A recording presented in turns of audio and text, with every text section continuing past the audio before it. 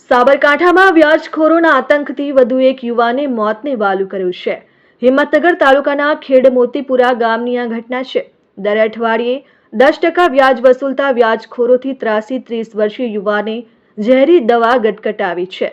યુવાનનું સારવાર દરમિયાન મોત નીપજ્યું છે. 3 દીકરી અને 1 દીકરાને નોઘારા છોડીને યુવાને મોતને વાલું કર્યું છે. મૃતકે સુસાઇડ નોટમાં 3 લોકોના ત્રાસથી આત્મહત્યા કરી હોવાનું જણાવ્યું છે. બલવંતસિંહ રવિ અને અન્ય ફાઇનાન્સરના વારંવારના ટોર્ચરથી યુવાને આત્મહત્યા કરી છે.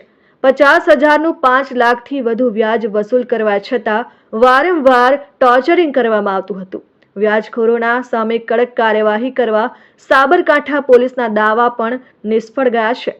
10% દર અઠવાડિયે વ્યાજ વસૂલતા વ્યાજખોરો સામે પોલીસ પણ જાણે નતમસ્તક કરી રહી છે. મૃતકના પરિવારોમાં ભારે રોષ જોવા મળી રહ્યો છે. Vimal Patel, RN news, Sabarkantha.